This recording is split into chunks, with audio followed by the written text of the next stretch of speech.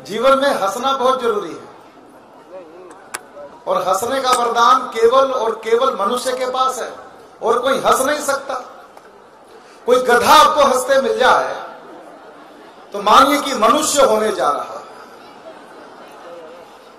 और कोई मनुष्य आपको मनहूस दिखाई पड़े, आप लोग अड़ोस पड़ोस में क्यों देखने लगे भाई? ये तो अपने भीतर देखने की जरूरत है कि मैं क्या कर रहा हूं। तो हंसते रहिए, मुस्कुराते रहिए। मेरा परिचय दिया, मैं भिवानी का हूं। विनय आर्य साहब ये बताना भूल गए कि मुख्यमंत्री भी भिवानी के हैं, केजरीवाल साहब। जहां जहां मैंने ये बताया केजरीवाल साहब मेरे गांव के हैं, लोगों ने मुझे पीटा। मैं कई बार पिट चुका हूं। अब मैं ये बताता हूं पड़ोस के गांव का, रोज कौन पीटे फालतू के। बड़ा महान व्यक्तित्व है उनका। मैं 5 राज्यों की जनता को बधाई देता हूं, दिल्ली की जनता की ओर से। हमारा मुख्यमंत्री 1 साल से खोया हुआ था, कल लुट पीट के घर वापसी तो कम से कम आ गया। अच्छा, मैंने क्या बोला ये आप कल तक समझोगे, क्योंकि मामला ट्यूबलाइट का होता है। भगवान ने किसी को 5 वाट की चाक लगाई है, किसी को 10 वाट की, किसी को 20 वाट की। मैं तो हरियाणा का हूं, हमारे यहां चौक लगाना ही भूल गए, तो हमारा काम बिना चौक के ही चल रहा है। मैं हास्य का हूं, मेरा काम हंसाने का है। साहब, मैंने डॉक्टर दिनेश त्रेहन के साथ काम किया और हम दोनों ने मिलकर कार्यक्रम बनाया, नाम था दिल से दिल तक, हार्ट टू हार्ट। उसमें 2 स्पीकर थे, राजेश चेतन और नरेश त्रेहन जी।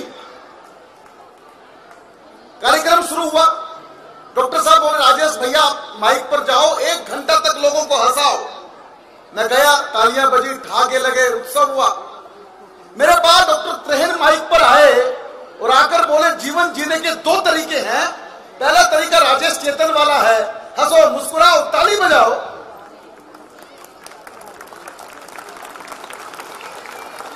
या तो इस रास्ते पर चलो, या तो इस रास्ते पर चलो, वरना मैं हूं। आप क्या चाहते हैं? मेरे साथ चलना चाहते हैं डॉक्टर साहब के साथ? क्या इच्छा है आपकी? हमारे साथ? तो फिर ताली बजानी पड़ती है, हमारे साथ चलना होगा। डॉक्टर का रिश्ता और भगवान का रिश्ता बहुत गहरा होता है। जब भगवान रूठ जाता है तो डॉक्टर के पास जाना पड़ता है, और डॉक्टर रूठ जाता है तो भगवान के पास जाना पड़ता है। एक डॉक्टर साहब नए नए ऑपरेशन थिएटर में माला लेके घुसे तो पेशेंट डर गया, बोला माला क्यों लाए हो? बोला मेरा पहला ऑपरेशन है, कामयाब हो गया तो मेरे लिए, नहीं तो। समझ गए? तो ताली मैं बजाऊं?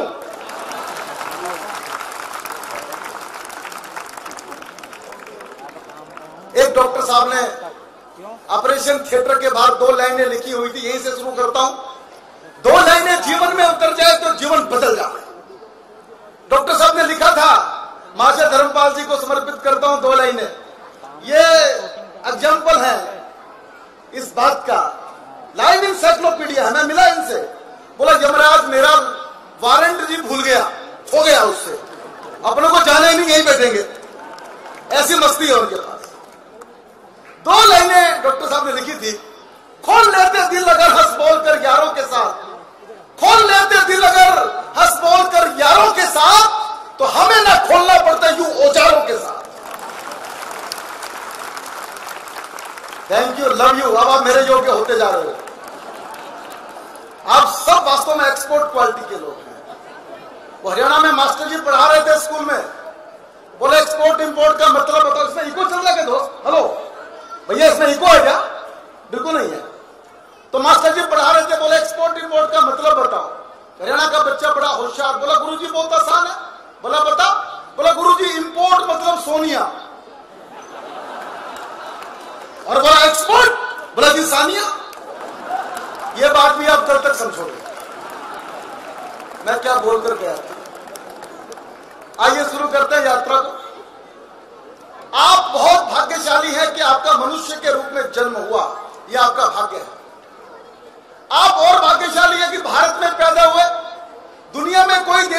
नहीं है। आपने कभी सुना क्या अमेरिका माता की जय? आपने कभी सुना क्या जापान चाचा की जय?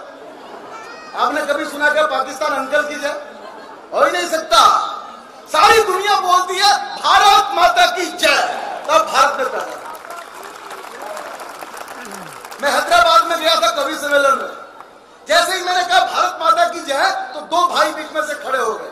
बोले इसका मतलब क्या होता है भारत माता की जय, हमको समझाओ। मैंने कहा समझाता हूं।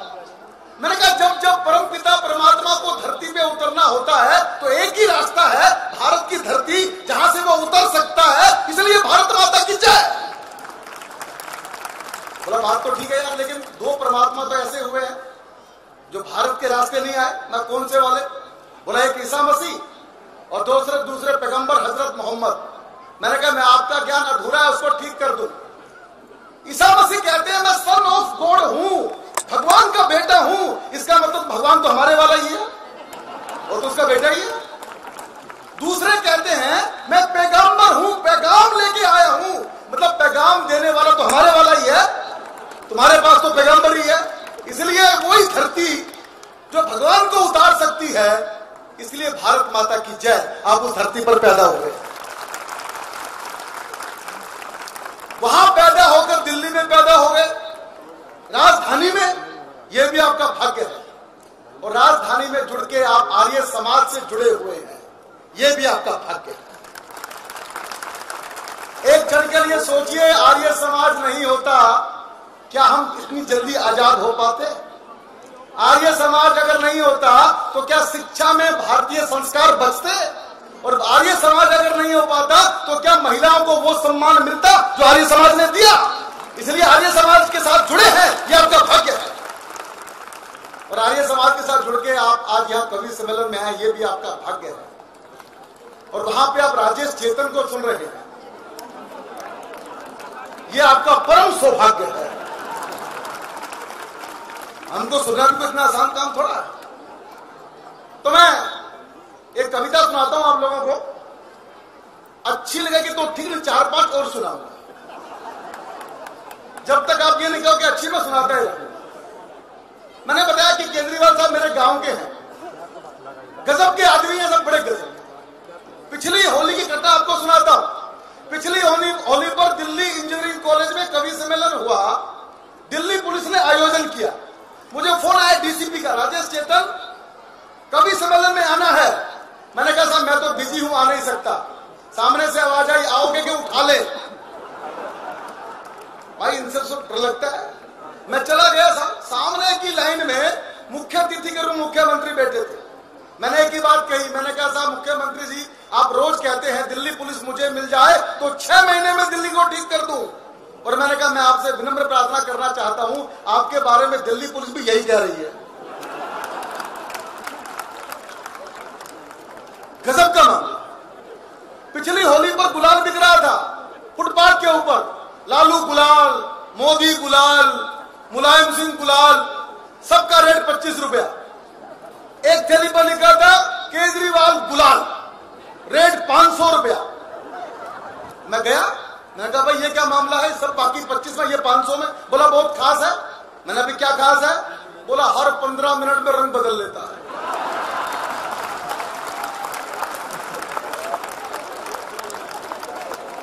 बहुत सारी खूबियां पैसा मुझे मिल गया एक दिन। बोले चेतन जी भ्रष्टाचार मिटा दूंगा। मैं तो कवि हूं साहब, राजेंद्र गुप्ता जी बैठे। बोले भ्रष्टाचार मिटा दूंगा। मैंने कहा आपके घर का मिट गया क्या? अरे बोला क्या बोलते हो? मैं तो ठीक बोलता हूं। आप भी मुझे बताना, एक जमाना था जब घर में रोटी बना करती थी, तो कोई मुझे बता सकता है पहली रोटी किसकी बनाया करते हम लोग? गाय की, वंडरफुल। दूसरी रोटी कुत्ते की। अब क्या हो गया, पति भी जल्दी में है, पत्नी भी जल्दी में है, तो पहली रोटी पति को, दूसरी भी बेचारे पति को। तो ये जो पति नाम का प्राणी है, ये गाय की तरह सीधा हो गया है और डैश डैश डैश डैश वफादार हो गया है। अच्छा अब ताली क्यों नहीं बजा रहे, मैं भी समझ रहा हूं। बोला ये तुम रोज ही करते हैं साहब, ताली क्यों बजा? तो मामला बड़ा जोरदार है भ्रष्टाचार का भी। एक हमारे साहब प्रधानमंत्री जी हैं, उनका भी जवाब नहीं। पहले प्रधानमंत्री वो थे जो बोलते नहीं थे, दूसरे ये आहे चुप्पी नहीं होते।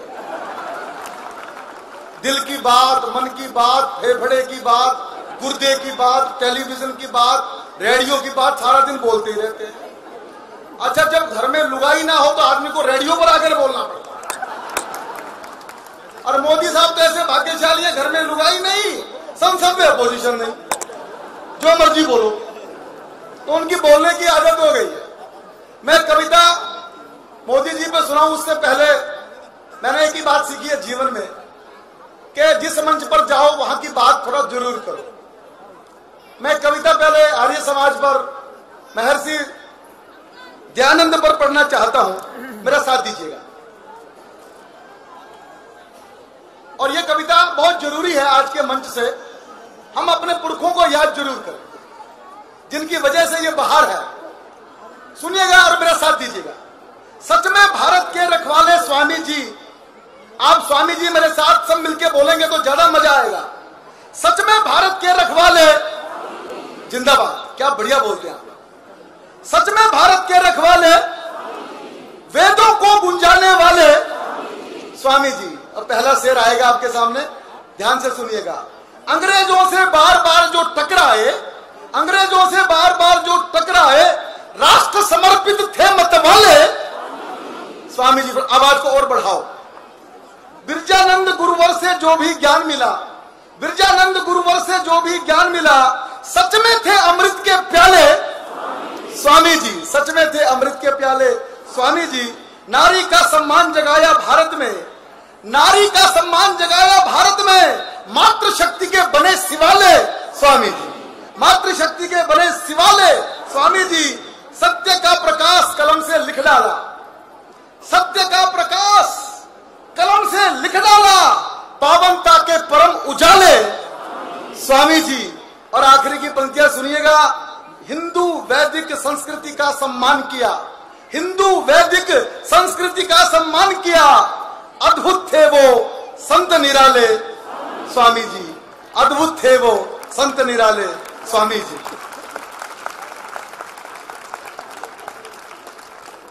बहुत बहुत धन्यवाद, आपका समर्थन मुझे मिला, मैं आपका आभारी हूं। मैं मोदी जी की चर्चा आप लोगों से कर रहा था, टेलीविजन पर मोदी जी का भाषण चल रहा था। मनमोहन जी ने फोन लगाया सोनिया जी को, मैडम टीवी देख रही हो क्या? बोले हाँ देख तो रही हूं।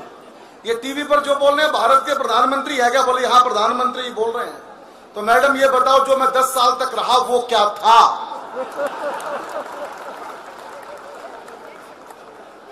सुनिएगा। बात बात में बात बनाना मोदी जी से सीखो जी, कमाल के आदमी है। कल तो उन्होंने हैट्रिक ही मार दी। देखो एक बात समझ लो, लोकतंत्र है भारत में, आप मोदी के समर्थक भी हो सकते हैं, मोदी के विरोधी भी हो सकते हैं, ये आपका हक है। लेकिन एक बात मैं इस मंच से बोलना चाहता हूं, आप मोदी के समर्थक हो या विरोधी हो, पर एक बात तो सब मानेंगे, पिछले 2.5-3 साल में मोदी ने कुछ अच्छा किया कि बुरा किया मैं नहीं जानता, पर एक काम तो किया है, पूरी दुनिया का भारत की तरफ देखने का नजरिया तो बदल दिया। इतनी बात तो मानेंगे सब लोग। तब मैंने कविता लिखी, बात बात में बात बनाना मोदी जी से सीखो जी, और पड़ोसी को धमकाना मोदी जी से सीखो जी। 400 लोगों को बिना पासपोर्ट के, बिना वीजा के, बिना निमंत्रण के पाकिस्तान लेके जाना कोई आसान काम है क्या? सदानंद जी मैं गलत बोल रहा हूं? बात बात में बात बनाना मोदी जी से सीखो जी, और पड़ोसी को धमकाना मोदी। अरे बोलो सब मिलके, क्या हो गया भाई? मोदी जी से सीखो जी। संसद की ड्योढ़ी को चूमा सारा भारत देख रहा, संसद की ड्योढ़ी को चूमा सारा भारत देख रहा, लोकतंत्र का मान बढ़ाना मोदी जी से सीखो जी। और अडवाणी जी, जोशी जी को शांत किया हमने देखा। हर प्रोग्राम में जोशी जी को, अडवाणी जी को साथ रखते हैं, खास तौर पे शपथ ग्रहण समारोह में। और जैसे राजेंद्र गुप्ता जी और महाशय जी बैठे ऐसे आगे बिठा लेते हैं। फिर माइक पर बोलते आज मैं जो कुछ भी हूं इन दोनों की वजह से,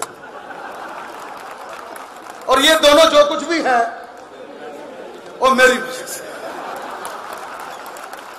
अडवाणी जी, भैया कविता मैं सुना रहा हूं, फोटो आप वहां ले रहे हो, क्या मामला है? 70 साल में हिंदुस्तान को ऐसे बेवकूफ बनाया गया है, काम कोई करता नाम किसी का होता। ये फोटोग्राफर बड़े उस्ताद होते हैं, देखना शादी ब्याह में दूल्हे का फोटो दूर से लेंगे, दुल्हन का जाके पास से लेंगे। मैंने भाई साहब क्या कर, बोला दुल्हन को सेट कर रहा हूं। बड़े जोरदार होते हैं, शमशान घाट में भी जाएंगे तो बोलेंगे स्माइल प्लीज। मैंने कहा भाई इसने स्माइल के तो तू भाग जाएगा। वो हरियाणा में कोई चला गया फोटो वाले की दुकान पे, बोला भाई साहब पासपोर्ट साइज का फोटो खींच दो जिसमें सर भी आ जाए जूते भी आ जाए। बोला भाई साहब जूते निकाल के सर पर रख लो, दोनों ही आ जाएंगे। ये अखबार वाले बड़े घूम रहे हैं, फोटो ले रहे हैं बार बार। मैं बड़ा दुखी हूं अखबार वालों से, पत्रकारों से।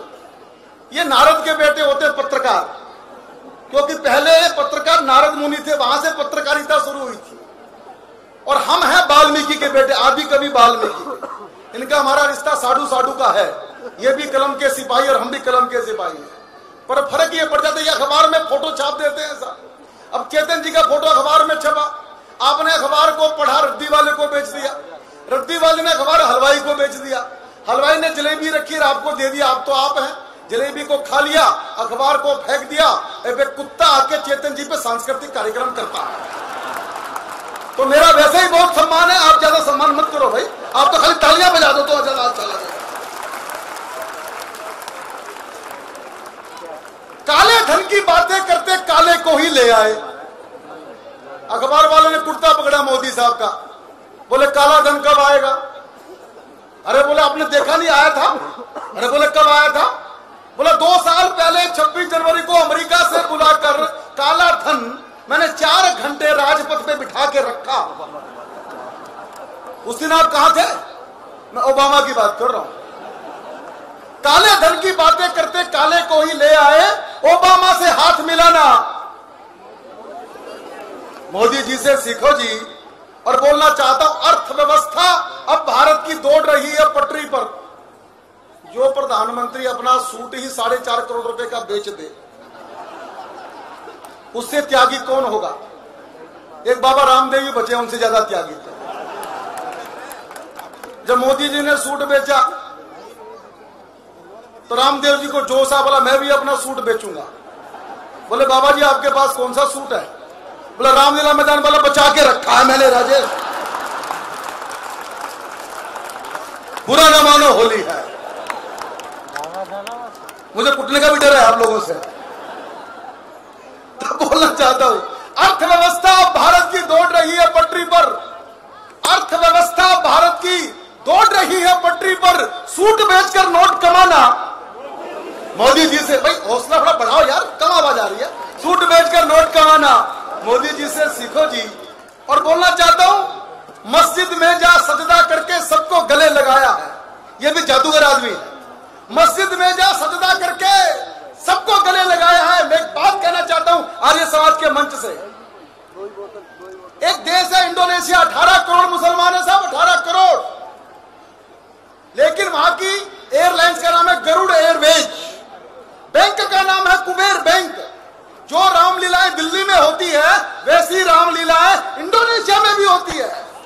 अखबार वालों ने पूछा तुम तो मुसलमान हो, तुम रामलीला क्यों करते हो? उत्तर मिला हमने धर्म बदला है, पुरखे थोड़ा बदले। ये बात पाकिस्तान के समझ में आ जाए तो संकट ही खत्म हो जाए। तब तो लाइनें सुनना, मस्जिद में जा सजदा करके सबको गले लगाया है। मस्जिद में जा सजदा करके सबको गले लगाया है। दुबई में मंदिर बनवाना मोदी जी से सीखो जी। दुबई में मंदिर बनवाना मोदी जी से सीखो जी। सच में बेटी का भारत में फिर से मान बढ़ाया है। वो कहते हैं बेटी बचाओ बेटी पढ़ाओ, अच्छी बात है। आर्य समाज ने तो सारा जीवन इसी काम में लगाया है, बेटी बचाओ बेटी पढ़ाओ। मोदी जी तो कल बोले हैं, आर्य समाज का तो ध्येय वाक्य यही है, बेटी पढ़ाओ बेटी बचाओ। मेरे घर में मेरी 7 बहनें हैं भिवानी में। हमारे यहाँ एक आर्य समाज का स्कूल है, उत्मी बाई आर्य कन्या विद्यालय। मेरी 7 बहनों की शिक्षा उसी विद्यालय से हुई है। मेरे परिवार पर आर्य समाज का बहुत बड़ा खर्चा है, यह मैं आपको बताना चाहता हूं। मोदी साहब कह रहे हैं बेटी बचाओ बेटी पढ़ाओ, अच्छी बात है। बेटी जब तक बेटी होती है बहुत अच्छी होती है, मां जब तक मां होती है बहुत अच्छी होती है। ये मां जिस दिन सासू मां हो जाती है, ना जाने इसको क्या हो जाता है, उस दिन इसका सॉफ्टवेयर ही करप्ट हो जाता है। परीक्षा में सवाल आया, भगवान राम को वनवास हुआ, सीता जी को जंगल क्यों जाना पड़ा? तो बेटी ने लिखा, जब घर में 3-3 सास हो तो जंगल ही ठीक है। मैंने बड़ा रिसर्च किया, किसी भी पुरुष के सर पे 2 महिलाएं हाथ घुमा सकती है, हाथ फेर सकती है, एक मां और एक पत्नी। मां जब सर पे हाथ घुमाती है तो बाल बड़े होते हैं, पत्नी जब सर पे हाथ घुमाती है आदमी मेरे जैसा हो जाता है। कुछ ऐसी महान आत्माएं बैठी है यहां पे जिनके सर पे पूरे मोहल्ले ने ही हाथ घुमा रखा है, वो सच में बड़े आदमी। सच में बेटी का भारत में फिर से मान बढ़ाया है। आखिरी की पंक्ति सुनना, सच में बेटी का भारत में फिर से मान बढ़ाया है, बेटी को भी खूब पढ़ाना। मोदी जी से सीखो जी, एक बार तालियां बजा दीजिए मिलकर। आपको अच्छा लग रहा कि नहीं लग रहा? Feel good. 2 मुक्तक सुनिएगा जो बहुत जरूरी है। आपने क्रिकेट में सेंचुरी को देखा, सचिन तेंदुलकर की सेंचुरी, राहुल द्रविड़ की सेंचुरी, विराट कोहली की सेंचुरी, लेकिन भारत के वैज्ञानिकों ने इससे आगे का चमत्कार किया, आकाश में जाके सेंचुरी ठोकी, और यह काम दुनिया में पहली बार हुआ। तो मैं भारत के वैज्ञानिकों को आर्य समाज के मंच से बधाई देना चाहता हूं, 4 पंक्तियों के माध्यम से। हिंदुस्तानी परचम फिर लहराया है, हिंदुस्तानी परचम फिर लहराया है, अमर तिरंगा आसमान में छाया है। चौथी पंक्ति आप तक पहुंचे तो वैज्ञानिकों के लिए हाथ उठाकर तालियां बजाना। हिंदुस्तानी परचम फिर लहराया है, अमर तिरंगा आसमान में छाया है। इसरो ने इतिहास रचा है दुनिया में, इसरो ने इतिहास रचा है दुनिया में। हमने सैटेलाइट शतक लगाया, हमने सैटेलाइट शतक लगाया है। और आज जेएनयू की चर्चा जब होने लगी, साथ में डीयू भी जुड़ गया। क्या हो गया हिंदुस्तान को? 4 पंक्तियां पढ़ता हूं, आर्य समाज से सीखो, शिक्षा में जो अद्भुत काम किया है। 4 लाइनें और सुनिएगा। कौन जहर के बीज बो गया डीयू में? यह बात मैं इस मन से नहीं कहूंगा तो किस मन से कहूंगा? कौन जहर के बीज बो गया डीयू में? एक शहीद का मान खो गया डीयू में। चौथी लाइन फिर आपके लिए आ रही है। कौन जहर के बीज बो गया डीयू में? एक शहीद का मान खो गया डीयू में। लाल कोबरे फन फैलाए घूम रहे, लाल कोबरे फन फैलाए घूम रहे, शिक्षा का यह हाल हो गया डीयू में, शिक्षा का यह हाल हो गया डीयू में। ये सब क्यों होता है? क्योंकि अपने घर की दीवारों को हमने देश समझ रखा है, अपने घर की दीवारों को हमने देश समझ रखा है, अपने घर की खुशियों को पूरा परिवेश समझ रखा है। पास पड़ोस की गर्म हवाएं हमको गर्म नहीं लगती है, उग्रवाद की रक्त होली का हमको शर्म नहीं लगती है, और घर की ईंट बचाने हेतु गलियों के पाथर न्योछावर, चांदी के सिक्कों के ऊपर कबीरा के आखर न्योछावर। भगत सिंह हो बालक अपना हमको ये स्वीकार नहीं है, वीर शिवा की गौरव गाथा अब शिक्षा का सार नहीं है। आचरणों में परिवर्तन की जो ना अलख जगाओगे, घर घर में हिरण्यकश्यप है कैसे प्रहलाद बचाओगे? घर घर में हिरण्यकश्यप है कैसे प्रहलाद बचाओगे? और पंक्तियां सुनना ध्यान से, ये लोकतंत्र का खेल बिल्कुल नकली है। एक बात समझ लीजिए, जब तक भारत में 51-49 चलता रहेगा, राजनीति में बेईमानी चलती रहेगी। जनता जिसको रिजेक्ट करती है, 2 रिजेक्ट किए हुए आपस में हाथ मिलाते हैं, और जिसको सेलेक्ट किया है उसको पीछे धकेल देते हैं। ये होता है कि नहीं होता? बताइए, होता है कि नहीं होता? ये बंद होना चाहिए कि नहीं बंद होना चाहिए? तब पंक्तियां सुनिए। आजादी हम जिसको कहते आधी और अधूरी लगती, लोक व्यवस्था जिसको कहते भारत की मजबूरी लगती, और कब तक हमको मंडी जैसे नेताओं को चुनना होगा, तब तक अपनी इस हालत पर हमको यूं सिर धुनना होगा। जाति भाषा धर्म प्रांत ही हमको आज बड़े लगते हैं, राष्ट्रदेव के आराधक फिर हमको बोने ही दिखते हैं, चाणक्य की चीत्कार क्या हमको आज सुनाई देती, पास पड़ोसी शकुनी चालें हमको नहीं दिखाई देती, राष्ट्रदेव को मन मंदिर में जब तक नहीं सजाओगे, घर घर में हिरण्याकश्यप है कैसे प्रहलाद बचाओ। तालियां कमजोर बजा रहे हैं आप लोग। घर घर में हिरण्याकश्यप है। एक बात समझ लीजिए, डूब कर सुनो, सुनकर गुनो, तार मन के मिलाओगे जुड़ जाएंगे, वरना हम है परिंदे बहुत दूर के, बोलियां बोलकर अपने उड़ जाएंगे, हमें कोई फर्क पड़ने वाला नहीं। समाधान क्या है? समाधान आर्य समाज।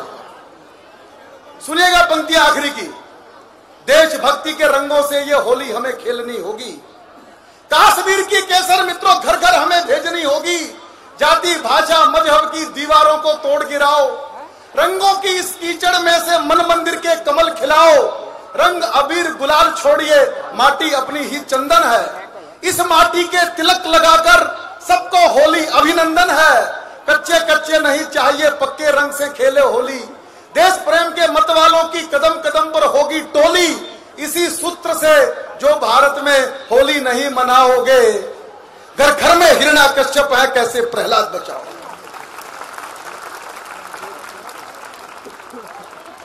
मित्रों, बस मैं 2.5 मिनट आपके बीच और रहूंगा।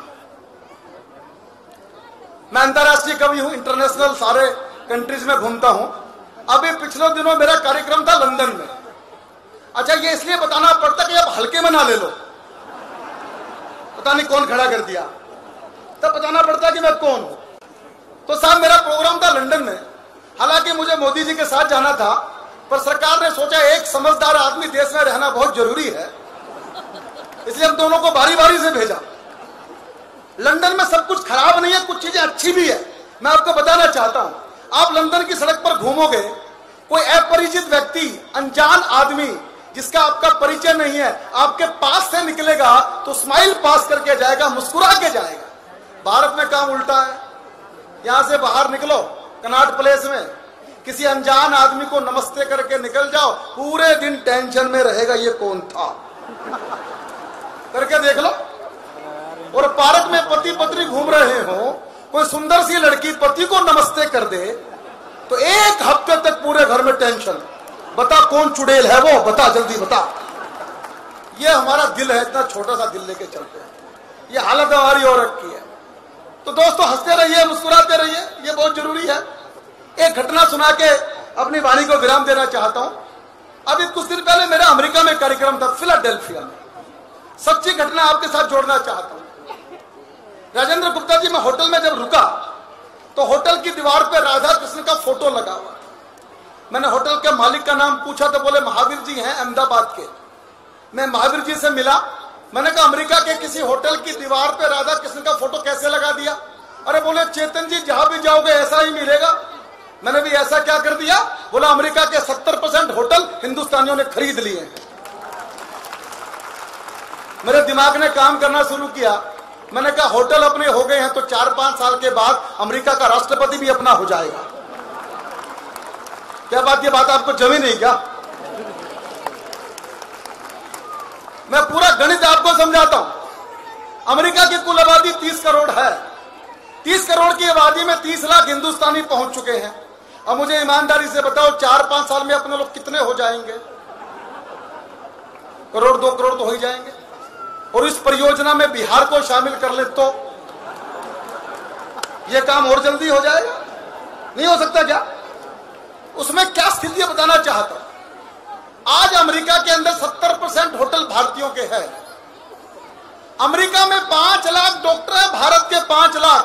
और आपको सुन के अच्छा लगेगा, अमेरिकन लोग अपने डॉक्टर पे कम भरोसा करते हैं, भारत के डॉक्टर पे ज्यादा भरोसा करते हैं। कंप्यूटर हमारे हैं, सॉफ्टवेयर हमारे हैं। मैं तो आज भगवान से प्रार्थना करता हूं, आर्य समाज, आर्य सभा का दिल्ली का ये कार्यक्रम जो हम होली का इस विद्यालय में कर रहे हैं, अगले साल ये अमेरिका में होना चाहिए। सपने लेने में क्या बुराई है भैया? तो बुराई है क्या? कोई बुराई नहीं है। तो होटल हमारे, कंप्यूटर हमारे, सॉफ्टवेयर हमारे। और नासा जो विश्व का सबसे बड़ा रिसर्च इंस्टीट्यूट है, उस नासा में भी 36% वैज्ञानिक अपने भारत के हैं। तब कहे का नासा। आखिरी की पंक्तियां सुनिए और भारत मां की वंदना में तालियां बजाइए। आखिरी पंक्ति पर, विश्व जीतने वाला घोड़ा हमने ही तो छोड़ा, विश्व जीतने वाला घोड़ा हमने ही तो छोड़ा है, परमाणु से हमने जग को मैत्री युग से जोड़ा है, अमेरिका भी हमको अपने घर पर आज बुलाता है, चीन हमारे घर पर आकर समझौता कर जाता है, अपने डॉक्टर वैज्ञानिक तो दुनिया भर में छाए हैं, कंप्यूटर में हमने जग में कीर्तिमान बनाए हैं, और विश्व जीतकर जिस दिन भारतवासी घर पर आएंगे, अश्वमेध यज्ञ पूर्ण होगा, गीत खुशी के गाएंगे, उस दिन अपने भारत भू पर नई दिवाली आएगी, उस दिन भारत माता जग में वंदनीय कहलाएगी। मैं उस दिन के इंतजार में दीपक रोज जलाता हूँ, कब आएंगे राम लौटकर घर घर अलग जगाता हूँ, राम लखन तुम नव भारत के जग को ये बतलाना है, और भारत के गौरव का झंडा दुनिया पर लहराना। बहुत बहुत धन्यवाद, बहुत आनंद आया आपके बीच आके। मैं आप सबका धन्यवाद करता हूं और प्रार्थना करता हूं कि आपके जीवन में होली के रंग हमेशा रहे, आप मुस्कुराते रहें, हंसते रहें।